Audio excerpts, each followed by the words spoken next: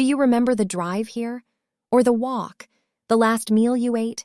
The route you took today that you've taken 100 times? Probably not. Not really. Your body did it. Your mind was somewhere else entirely, and that should disturb you more than it does. Because if you add up all those missing moments, the truth is staggering. You are not awake for most of your life. You're physically here, eyes open, moving, talking, functioning, but the lights upstairs are off. You're running on autopilot, lost in thought, absent from your own existence, for a huge portion of every single day. Researchers actually measured this. They interrupted people at random moments all day long and asked a simple question. Are you focused on what you're doing right now, or is your mind somewhere else?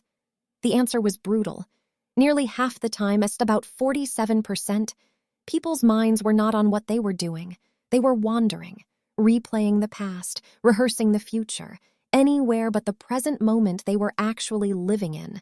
Half your waking life, gone, spent inside your own head while life happened in front of a body no one was really driving. And it's worse than just being distracted.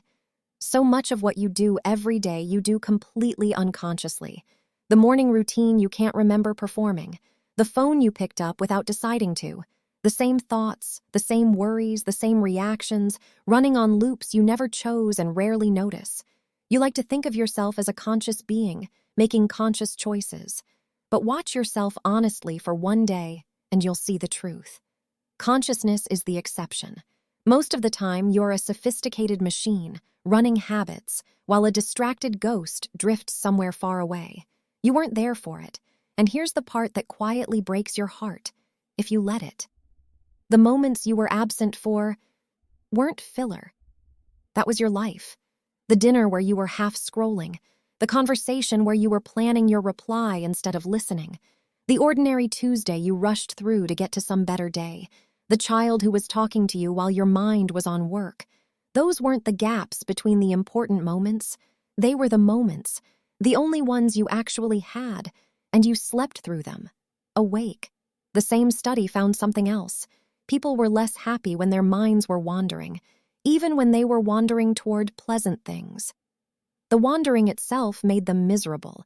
Being absent from your own life has a cost, and you've been paying it, quietly, for years. So turn it on yourself. Right now is the first time in a while you've actually been here, present, noticing, awake to the fact that you're alive, in a body, in a moment, reading this. Feel how rare that is, and then ask how much of your life has slipped by while you were anywhere but here. How many sunsets you didn't see while looking right at them. How many people you didn't hear while nodding along. You weren't given a short life. You were given a full one. And you were absent for half of it. But this was never really about attention. Because what is a life, in the end, but the sum of the moments you were actually present for? If you're only truly awake for a fraction of your days, then your real life, the part you actually lived and felt and were there for, is far, far shorter than the number of years you'll be given. Most people don't die having lived 80 years. They die having lived maybe 40, scattered in fragments across 80 years of being somewhere else. So here is the only thing that matters. You're awake right now, this moment. You can feel it. Don't let it close. Look up from this. Look at the room.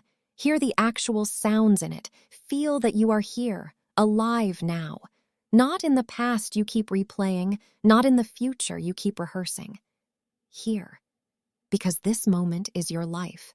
And it's the first one in a long time that you didn't sleep through.